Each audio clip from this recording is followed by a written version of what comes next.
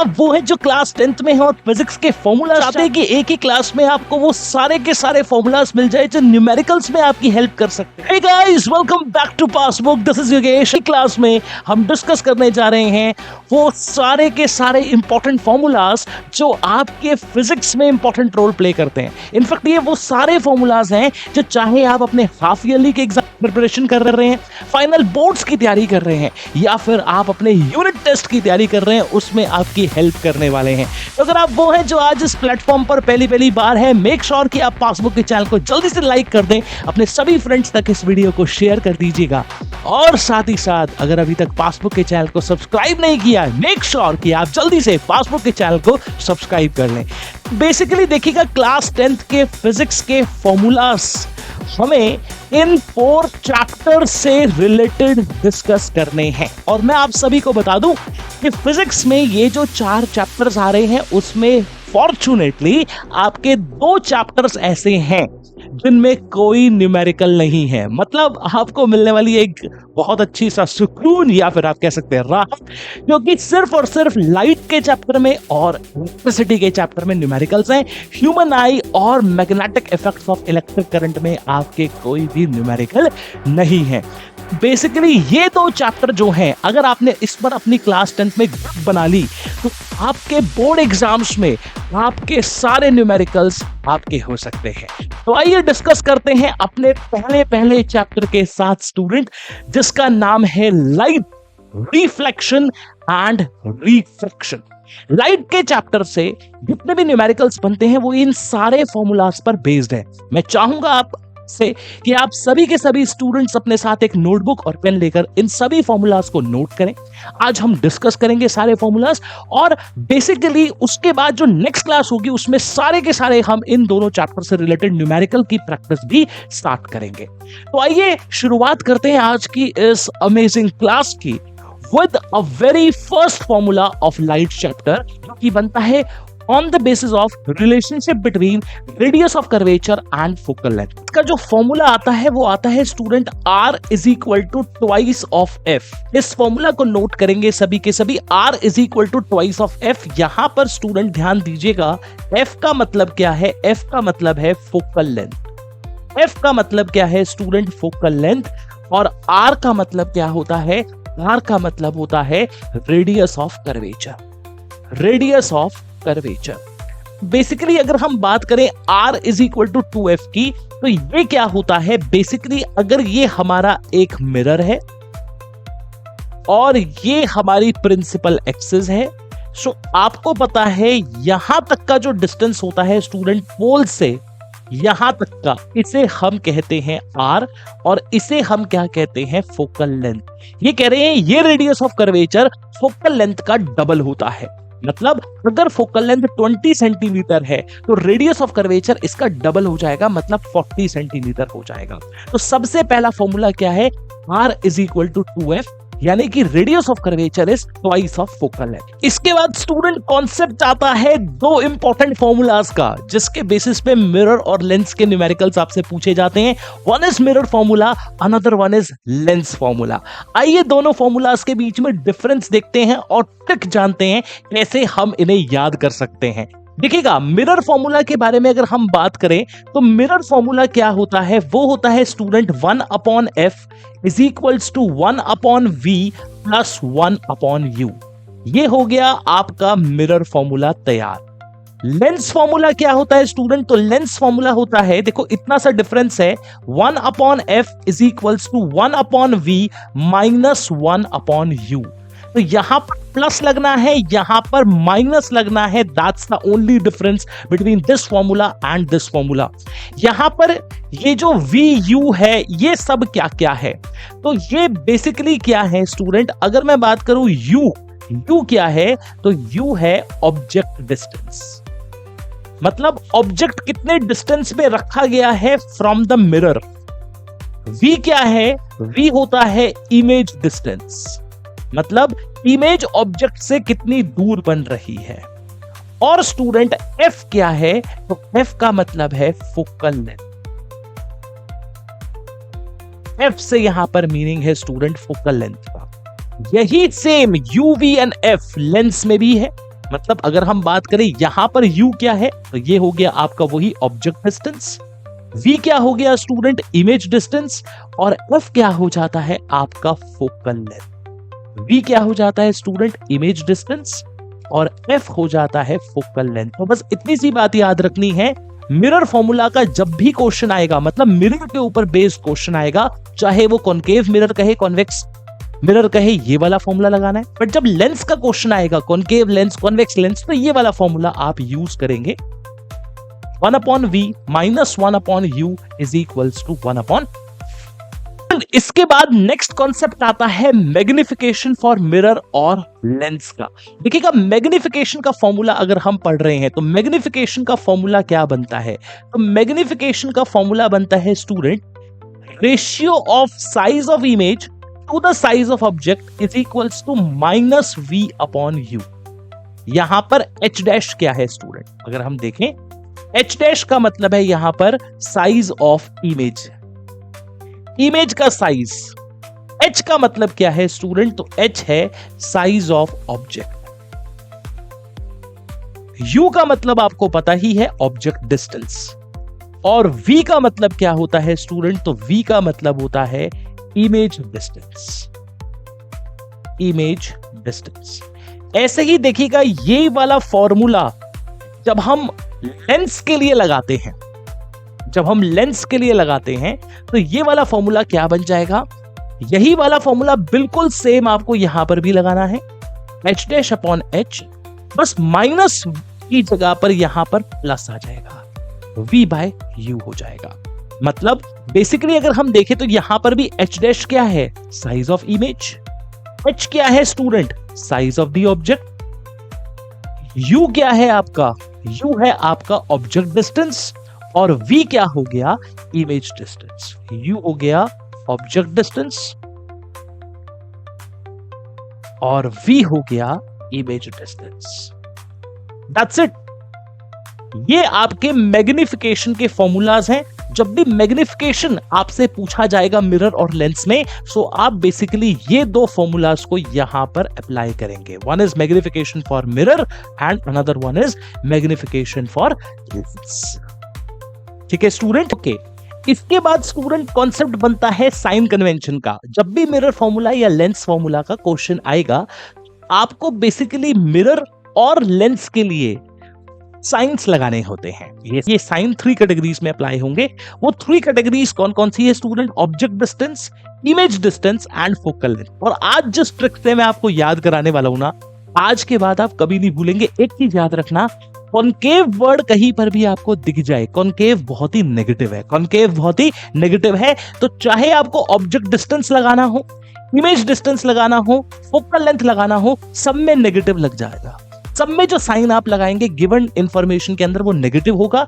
ऐसे ही याद रखिएगा, चाहे मिरर हो चाहे लेंस हो, सब में आपको नेगेटिव साइन अप्लाई करना है। लेकिन अगर कॉन्वेक्स की बात करें तो कॉन्वेक्स कहता है यू नेगेटिव, तुम नेगेटिव, v तो पॉजिटिव, c तो पॉजिटिव, f तो पॉजिटिव।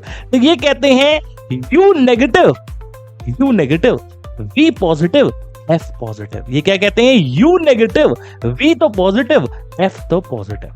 ठीक है, तो इस ट्रिक से आप याद कर सकते हैं स्टूडेंट। याद रखिएगा, इंपॉर्टेंट पॉइंट है, कॉनकेव वर्ड कहीं पर भी दिख जाए सब जगह पर नेगेटिव लगा दीजिएगा। कॉन्वेक्स कहता है u negative, v positive, f positive. ठीक है, इससे आई होप कि आप ये सारे साइन कन्वेंशंस याद रख पाएंगे। एक और चीज याद रखिएगा, कभी कभी कॉनकेव मिरर की जगह पर कन्वर्जिंग लिख देता है। ठीक है, कन्वर्जिंग मिरर आपसे पूछ ले तो वो कौन सा मिरर होता है, कॉनकेव मिरर होता है। अगर आपसे पूछ ले कॉन्वेक्स मिरर कौन सा होता है, तो कॉन्वेक्स मिरर आपका डाइवर्जिंग होता है, क्योंकि ये रेज को स्प्रेड करता है, डाइवर्जिंग मिरर कहलाता है। लेंस के केस में उल्टा होता है, कॉनकेव लेंस जो होता है उसको हम कहते हैं डाइवर्जिंग लेंस, डाइवर्जिंग लेंस, ये याद रखिएगा। और जो कॉन्वेक्स लेंस होता है उसे हम कहते हैं कन्वर्जिंग लेंस, इसे हम कन्वर्जिंग लेंस के नाम से। ठीक है, इसके बाद स्टूडेंट एक बहुत इंपॉर्टेंट लॉ आता है जिसका नाम है स्नेल्स लॉ। भाई ये स्नेल्स लॉ क्या कहता है, समझते हैं स्टूडेंट। स्नेल्स लॉ इतनी सी बात हमें कहता है कि जो म्यू होता है ना, म्यू वो होता है sine i by sine r. ये क्या होता है? Sine i by sine r. जहां पर ये किसका सिंबल है स्टूडेंट? ये ग्रीक सिंबल होते हैं जो फिजिक्स में ड्रॉ किए जाते हैं, बनाए जाते हैं। और ये जो सिंबल है वो सिंबल है रिफ्रैक्टिव इंडेक्स का। किसका सिंबल है? रिफ्रैक्टिव इंडेक्स का। इस रिफ्रैक्टिव इंडेक्स की वैल्यू हमेशा फिक्स्ड होती है। किसके लिए फिक्स्ड होती है? कोई भी मीडियम आ जाए, कोई भी कलर आ जाए लाइट का, उसके लिए इसकी वैल्यू हमेशा कांस्टेंट रहती है। तो ये बेसिकली क्या रहती है? इसका जो आंसर आता है वो हमेशा कांस्टेंट होता है। इसके लिए कांस्टेंट रहता है for a given medium. For a given medium, कोई भी मीडियम आपको दे दिया जाए। मीडियम कौन सा हो सकता है? बेसिकली मीडियम हो सकता है आपका सॉलिड, मीडियम हो सकता है आपका लिक्विड, मीडियम हो सकता है आपका गैस। ठीक है? And for a given colour of light, दिए हुए कलर के लिए। अब ये कलर कोई भी हो सकता है आपका। तो बेसिकली इसकी वैल्यू हमेशा कांस्टेंट रहती है। ये स्नेल्स लॉ कहता है। स्नेल्स लॉ क्या कहता है? स्नेल्स लॉ इतनी सी बात हमारे सामने रखता है। ये कहता है द रेशियो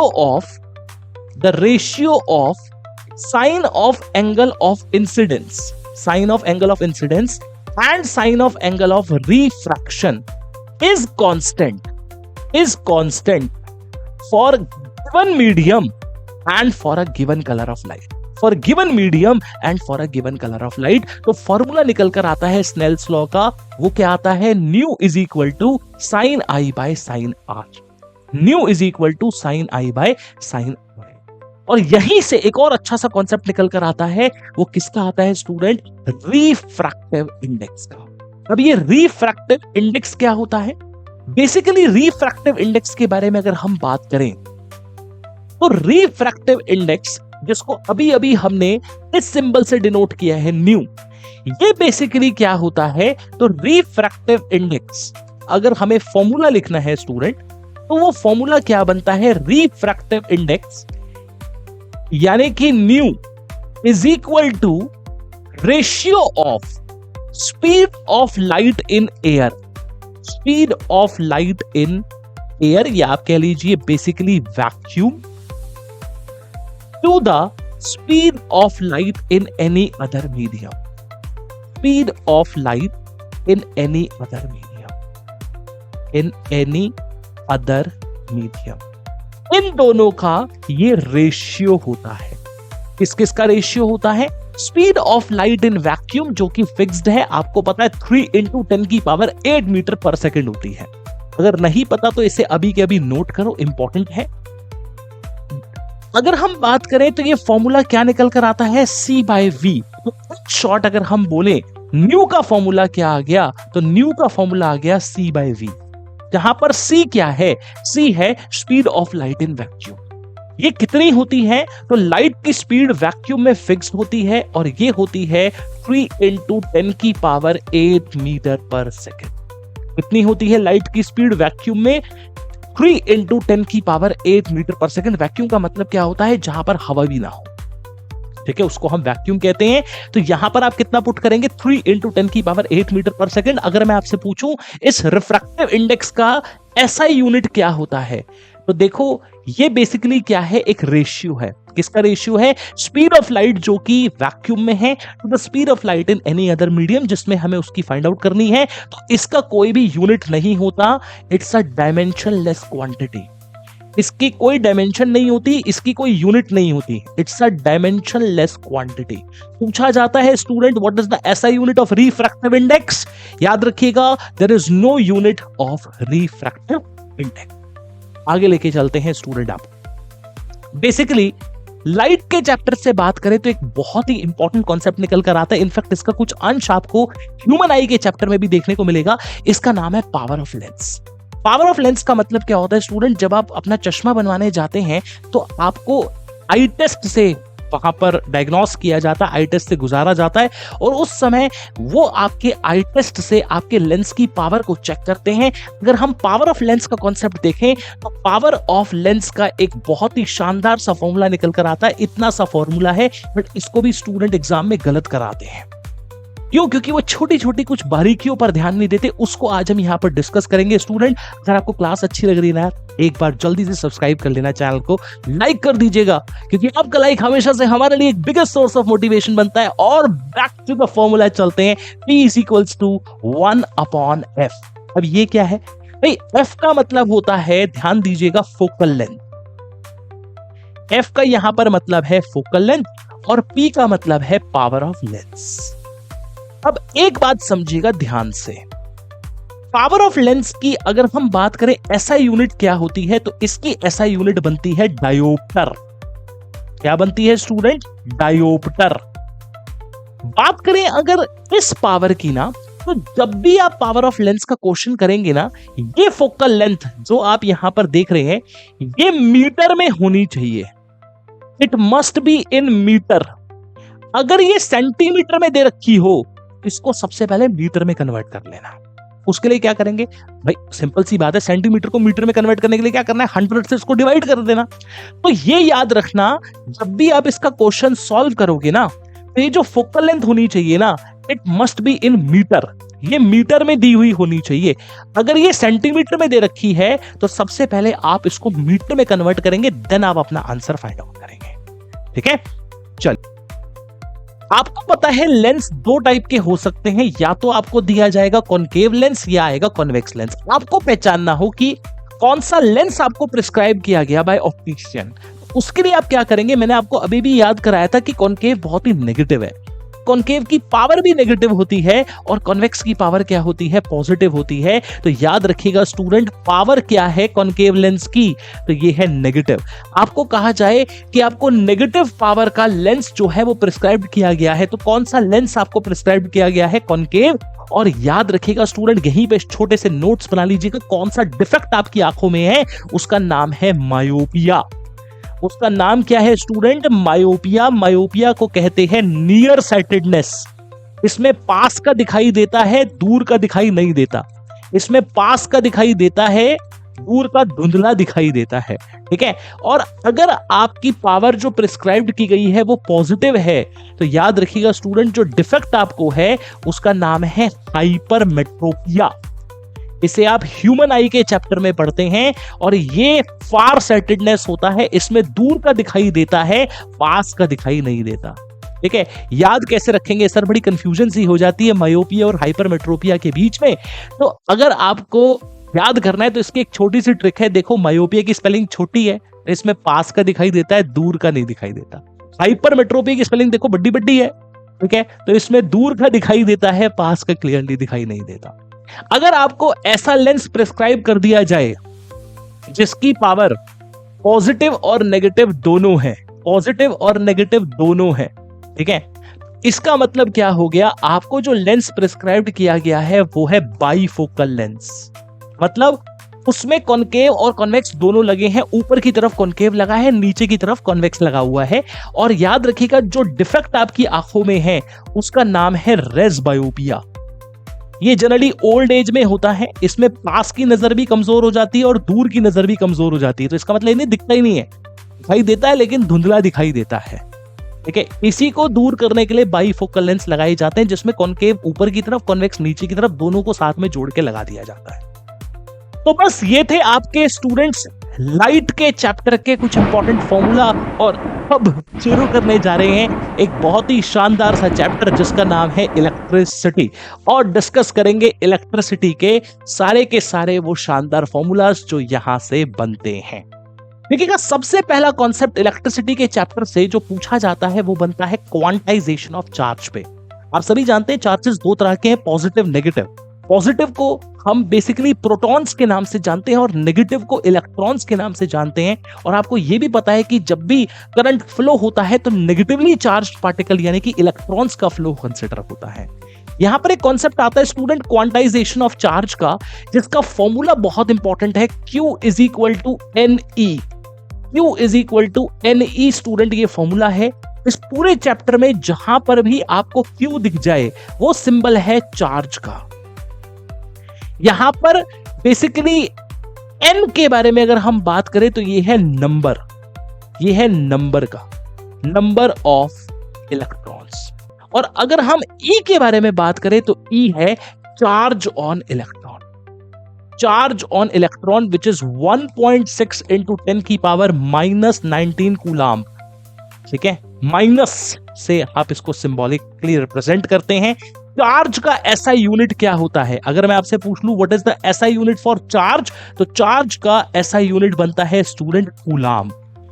चार्ज का एसआई यूनिट क्या होता है? तो चार्ज का एसआई यूनिट है कूलाम। और याद रखिएगा चार्ज इलेक्ट्रॉन के ऊपर कितना है? 1.6 इंटू 10 की पावर -19 कूलाम। जब यही चार्जेस फ्लो करते हैं स्टूडेंट, तो इसी को हम करंट के नाम से जानते हैं। और इस पूरे चैप्टर में हम करंट को आई से डिनोट करेंगे। आई के बारे में बात करें, यानी कि करंट के बारे में बात करें, तो करंट का सिंपल सा मतलब होता है student rate of flow of charges. Rate of flow of charges, या फिर आप कह सकते हैं flow of charges per unit time. दूसरी डेफिनेशन करंट की क्या बन जाती है?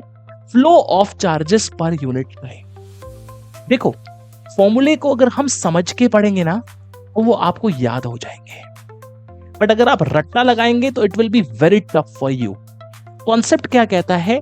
Flow of charges per unit time. पर का मतलब होता है डिवाइड, यानी कि फॉर्मूला क्या निकल कर आ गया? फॉर्मूला आ गया I is equals to Q by t. I is equals to Q by t. जहां पर Q का मतलब क्या है स्टूडेंट? तो यहां पर Q का मतलब है चार्ज। Q का मतलब क्या है? चार्ज। और T का मतलब क्या है? टाइम। T का मतलब क्या है? टाइम। करंट की एसआई यूनिट क्या होती है सर? करंट की एसआई यूनिट क्या होती है? तो करंट की एसआई यूनिट होती है स्टूडेंट एम्पियर। करंट की एसआई यूनिट क्या है? एम्पियर। और इसे किस इंस्ट्रूमेंट से मेजर करते हैं? इसके लिए इंस्ट्रूमेंट यूज होता है एमीटर। एमीटर नाम का इंस्ट्रूमेंट इसके लिए यूज होता है। इनफैक्ट अगर बहुत ही छोटे अमाउंट का करंट हमें मेजर करना है तो उसके लिए जिस डिवाइस का हम यूज करते हैं उसका नाम है गैल्वेनोमीटर।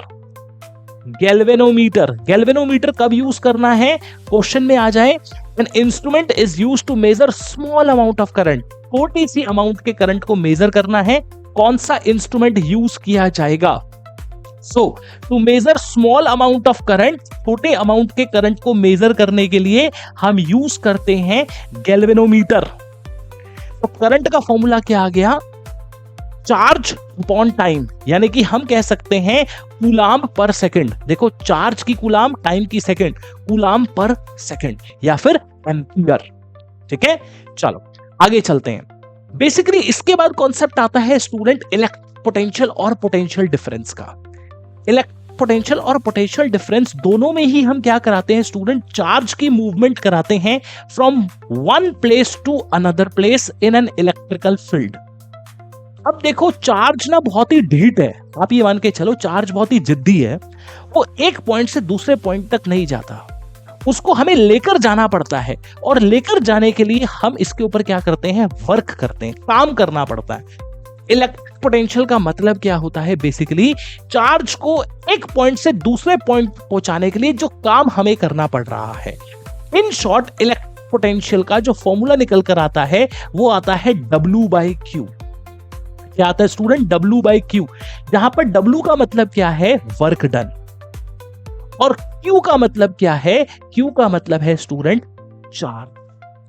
तो चार्ज को एक पॉइंट से दूसरे पॉइंट तक लेकर जाने के लिए जो काम करना पड़ता है उसी को हम क्या कह रहे हैं? पोटेंशियल डिफरेंस कह रहे हैं। और इन्फिनिटी से एक पॉइंट तक लाने के लिए जो काम करना पड़ता है उसे इलेक्ट्रिक पोटेंशियल, या आप इसे सिंपल से वर्ड्स में कह सकते हैं वोल्टेज। क्या कह सकते हैं? वोल्टेज। तो बेसिकली इसका अगर हम ऐसा यूनिट डिस्कस करें तो इसका ऐसा यूनिट क्या बनता है? इसका ऐसा यूनिट बन जाएगा स्टूडेंट वोल्ट। और इसके लिए जिस इंस्ट्रूमेंट का हम यूज करते हैं, जिससे हम इसकी मेजरमेंट करते हैं स्टूडेंट, तो वो बनता है वोल्ट मीटर। इंस्ट्रूमेंट का नाम क्या आ जाएगा? Volt meter. स्टूडेंट, एक बहुत ही इंपॉर्टेंट लॉ है जिसका नाम है ओम्स लॉ। ओम का लॉ क्या कहता है भाई? ग्रेगर साइमन ओम ने एक रिलेशनशिप देखा इलेक्ट्रिसिटी और पोटेंशियल डिफरेंस के बीच में। इन्होंने कहा कि अगर किसी कंडक्टर से जब करंट फ्लो कर रहा है उसमें अगर पोटेंशियल डिफरेंस ज्यादा है तो करंट का फ्लो भी ज्यादा होगा। करंट का फ्लो भी ज्यादा होगा अगर वोल्टेज की सप्लाई ज्यादा है, पोटेंशियल डिफरेंस ज्यादा है। उस टाइम पे अगर हमने टेम्परेचर और प्रेशर की जैसी एक्सटर्नल कंडीशन को कांस्टेंट रखा है, तो ओम ने क्या कहा? ओम ने कहा कि मैं इसे अपने एक नाम से लॉ दूंगा जिसको हम कह देंगे ओम्स लॉ। अगर हम टेम्परेचर और प्रेशर में कोई चेंज नहीं लाते, अगर हम टेम्परेचर और प्रेशर को कांस्टेंट रखते हैं, तो अगर पोटेंशियल डिफरेंस ज्यादा है, करंट का फ्लो भी ज्यादा होगा। इसका मतलब है अगर हम इन दोनों के बीच में एक ग्राफ भी बना लें, तो वो ग्राफ कैसा आता है? वो ग्राफ आ जाएगा कुछ इस तरह, यानी कि स्ट्रेट लाइन का आएगा ग्राफ। क्यों स्ट्रेट लाइन का आया? क्योंकि इन दोनों के बीच में डायरेक्ट रिश्ता है। और आपसे पूछ रहे इन दोनों के बीच का रिश्ता क्या कहलाता है? तो आप कहेंगे ये कहलाता है ओम्स लॉ। ठीक है। अगर टेम्परेचर प्रेशर जैसे बाहर के हालात में कोई भी परिवर्तन यानी कोई भी चेंज हम नहीं कर रहे हैं, तो V is directly proportional to I, ये हमें ओम्स लॉ ने कहा। जब भी हम प्रोपोर्शनैलिटी साइन हटाते हैं ना स्टूडेंट, तो एक कांस्टेंट लगाते हैं। यहां पर कांस्टेंट आया R, और यहीं से R का यानी कि रेजिस्टेंस का फॉर्मूला निकल कर आता है which is V upon I। ये R क्या है? R है आपका रेजिस्टेंस। R क्या है स्टूडेंट? रेजिस्टेंस। रेजिस्टेंस क्या होती है? रुकावट। आपको पता है जब भी आप अपनी लाइफ में भी आगे बढ़ते हैं, आप पढ़ते हैं, तो रोजाना कोई ना कोई डिस्ट्रैक्शन आती है, कोई ना कोई रुकावट आ जाती है। ठीक है, उसी को हम रेजिस्टेंस कहते हैं। और करंट की लाइफ में इसी को हम और अच्छे से समझें तो हम इसे रेजिस्टेंस के नाम से जान रहे हैं। रेजिस्टेंस का मतलब क्या होता है? तो आप कहेंगे रेजिस्टेंस का मतलब होता है, सिंपल सी बात है, position to the flow of position to the flow of electric current, to the flow of current. ठीक है, मतलब करंट के रास्ते में आने वाली रुकावट आप सिंपल से शब्दों में कह सकते हैं रेजिस्टेंस के नाम से जानी जाती है। और अगर रेजिस्टेंस का फॉर्मूला देखें तो अभी अभी हमने निकाला, इसका फॉर्मूला V अपॉन I होता है। बात की जाती है स्टूडेंट रेजिस्टेंस की SI यूनिट क्या है? तो रेजिस्टेंस की SI यूनिट होती है स्टूडेंट, क्योंकि ये ओम्स लॉ से आई है, इसकी रेजिस्टेंस की SI यूनिट बनती है स्टूडेंट ओम। ठीक है, और साथ में देखिएगा इस तरह का एक स्प्लिंग जैसा सिंबल आप देख सकते हैं, यहां पर आप अप्लाई करेंगे। ठीक है, अगर आपसे पूछ ले कि कौन सा इंस्ट्रूमेंट है जिससे रेजिस्टेंस को मेजर किया जाता है, अननोन रेजिस्टेंस को हम फाइंड आउट कर सकते हैं स्टूडेंट, तो उस इंस्ट्रूमेंट का नाम आता है व्हीटस्टोन ब्रिज। नाम आता है स्टूडेंट व्हीटस्टोन ब्रिज। इससे हम अननोन रेजिस्टेंस को फाइंड आउट कर सकते हैं। यहीं से स्टूडेंट एक बहुत ही अच्छा कॉन्सेप्ट निकल कर आता है। कॉन्सेप्ट क्या कहता है? वो कॉन्सेप्ट ये कहता है कि जो रेजिस्टेंस हम यहां पर पढ़ रहे हैं, ये जो रुकावट हम यहां पर पढ़ रहे हैं, वो बेसिकली दो फैक्टर्स पे डिपेंड करती है। सबसे पहला आता है resistance is directly proportional to length of the conductor and is inversely proportional to cross sectional area. इसका मतलब क्या होता है? लेंथ ज्यादा होगी तो रेजिस्टेंस भी ज्यादा होगी, लेंथ कम होगी तो रेजिस्टेंस भी कम होगी। किसकी लेंथ? कंडक्टर की लेंथ। मान के चलते हैं ये एक लेंथ है, this is what we call as a length. तो ये ए कंडक्टर, ये बी कंडक्टर। अगर बी कंडक्टर की लेंथ ज्यादा है तो उसमें रुकावट भी ज्यादा होगी, रेजिस्टेंस भी ज्यादा होगी। और ए का मतलब है यहां पर cross sectional area, we are talking about this area over here. Basically हम कॉन्सेप्ट को तो चैप्टर में समझ रहे हैं, लेकिन हम यहाँ पर सिर्फ फॉर्मूले का डेरिवेशन के लिए यहाँ पर बात कर रहे हैं। इन दोनों को अगर हम कंबाइन कर दें तो फॉर्मूला निकल कर आता है R proportional to L by A। Student इसी फॉर्मूला में जब हम इस प्रोपोर्शनलिटी साइन को हटाते हैं तो हम एक कांस्टेंट लाते हैं जिसको आपको याद रखना है। उस कांस्टेंट का नाम क्या है? उस कांस्टेंट का नाम है रेजिस्टिविटी। देखिएगा यहाँ पर हमने फॉर्मूला निकाला R proportional to L by A। इस साइन को हटाएंगे तो एक कांस्टेंट आएगा, ठीक है, जिसे हम कहते हैं P की टूटी टांग। मेरा मतलब है सिर्फ समझने के लिए, ठीक है, वैसे मत कर लेना। देखो P बनाते हैं, उसकी टांग टेढ़ा कर दो, ऐसे कर दो, तो उसे हम कहते हैं क्या? इसी को हम कहते हैं रो, क्योंकि P की टांग टूट गई है तो वो रो रहा है। इसी को कहा जाता है स्टूडेंट रेजिस्टिविटी। क्या कहते हैं इसे? रेजिस्टिविटी। रेजिस्टिविटी का फॉर्मूला क्या आ गया? तो देखो A अगर इधर चला जाएगा तो ये बन जाएगा R इंटू A अपॉन में L। बहुत इंपॉर्टेंट फॉर्मूला है स्टूडेंट। इससे आपके एग्जाम में न्यूमेरिकल भी पूछा जाता है और इसकी एसआई यूनिट भी पूछी जाती है। एसआई यूनिट तो आप निकाल सकते हैं, बिल्कुल निकाल सकते हैं। रेजिस्टेंस की क्या होती है? ओम। एरिया की होती है मीटर स्क्वायर। लेंथ की क्या होती है? मीटर। इससे ये कैंसिल आउट हुआ। रेजिस्टिविटी की एसआई यूनिट आ गई ओम मीटर। वेरी इंपॉर्टेंट सर, ठीक है, बहुत इंपॉर्टेंट है। आगे लेके चलते हैं स्टूडेंट। अगर हम बात कर रहे हैं रेजिस्टर्स, दो तरह के कॉम्बिनेशन रेजिस्टर्स के बन सकते हैं। One is series combination, another one is parallel combination. अब ये जो रेजिस्टर्स हैं स्टूडेंट, ये दो तरीके से जुड़ सकते हैं। सबसे पहले आता है सीरीज कॉम्बिनेशन। देखो सीरीज कॉम्बिनेशन इस तरह का होता है। जब रेजिस्टर इस तरह से जुड़ जाएं तो उन्हें हम कहते हैं सीरीज कॉम्बिनेशन, मतलब एक लाइन में जुड़ जाए।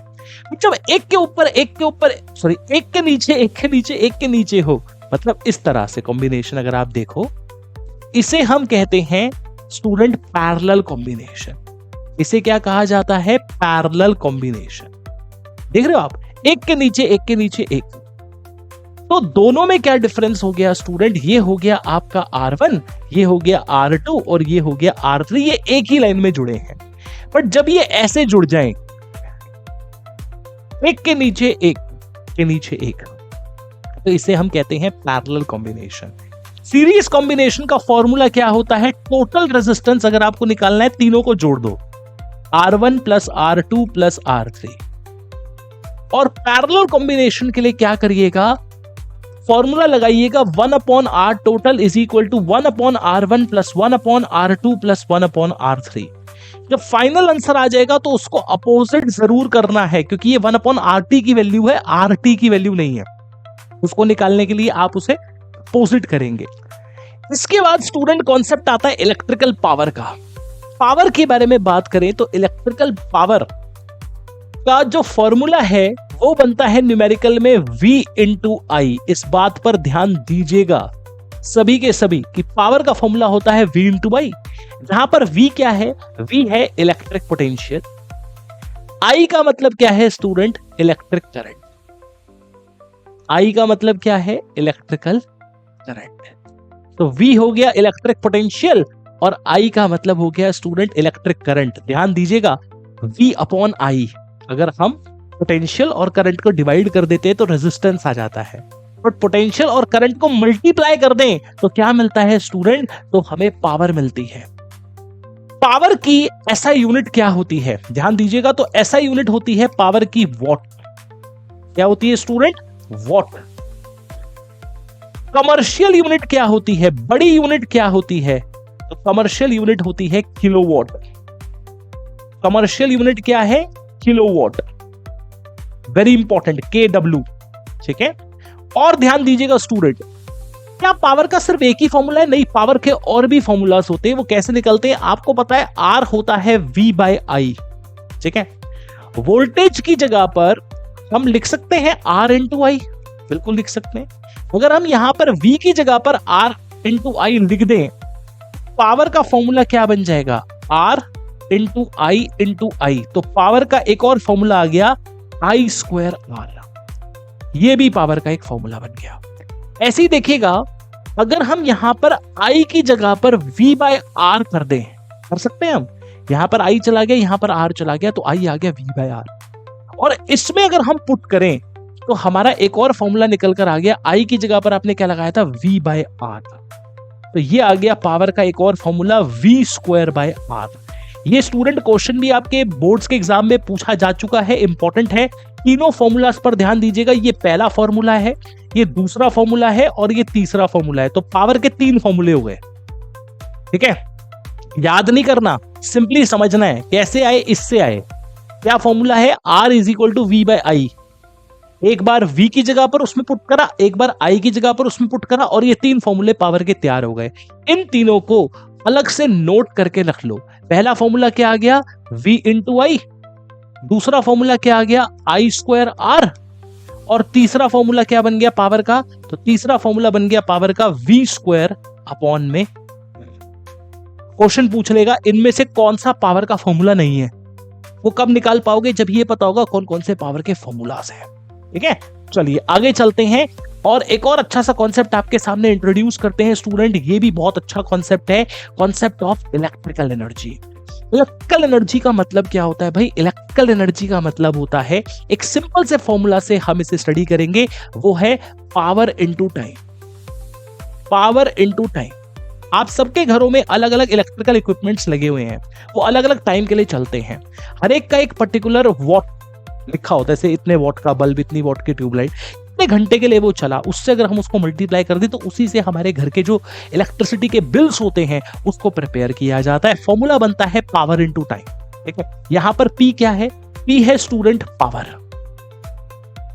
ध्यान दीजिएगा स्टूडेंट, बहुत इंपॉर्टेंट है। पी का मतलब क्या होता है स्टूडेंट?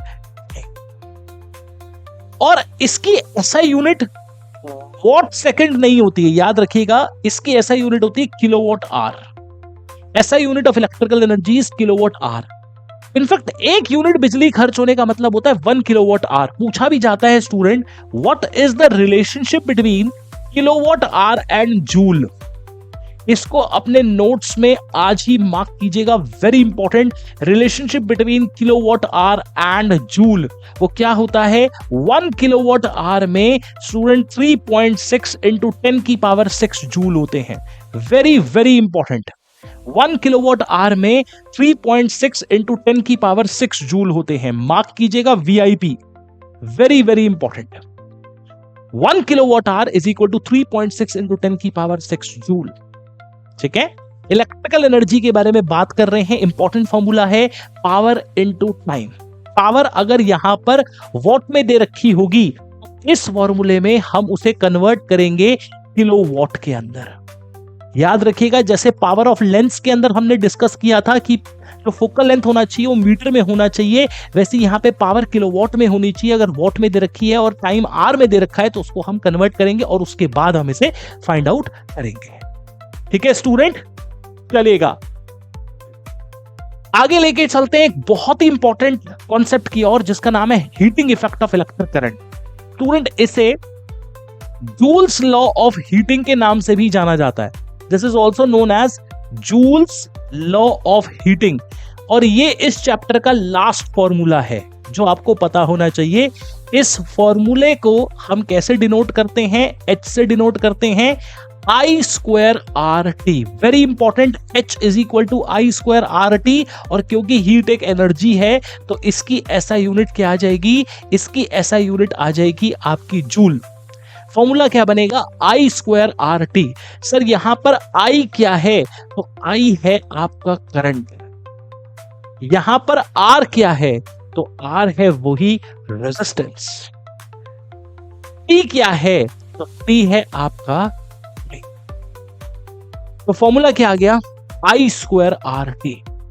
ठीक है, ये है जूल्स लॉ ऑफ हीटिंग। इसका मतलब होता है कि जो किसी भी डिवाइस के अंदर हीट प्रोड्यूस हो रही है वो 3 फैक्टर्स पे डिपेंड करती है, करंट, रेजिस्टेंस और टाइम। और अगर मैं आपसे पूछूं सबसे ज्यादा किस पे डिपेंड करती है, तो देखो आई का स्क्वायर है, करंट पे सबसे ज्यादा डिपेंड करती है।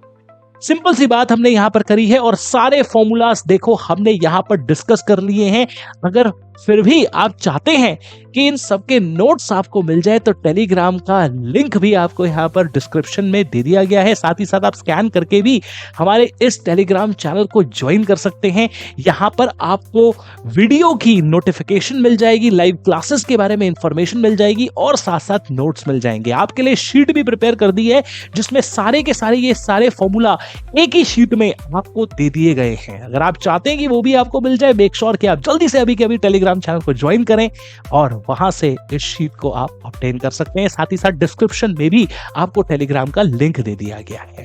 तो बस ये थी आपकी आज की क्लास। मैं उम्मीद कर रहा हूं कि आपको बहुत अच्छी लगी होगी। मेक श्योर कि आप इसी तरह की और भी वीडियोस को देखने के लिए पासबुक के चैनल को सब्सक्राइब कर लें। अगर क्लास पसंद आई हो तो एक लाइक जरूर कर दीजिएगा और साथ ही साथ अपने सभी फ्रेंड्स तक वीडियो को शेयर कीजिएगा ताकि वो भी पढ़ सके और पासबुक के चैनल को यहाँ पर ज्वाइन कर सके। थैंक यू सो मच, मिलते हैं फिर नेक्स्ट क्लास में। And yeah guys, do not forget to convert your worry time into study.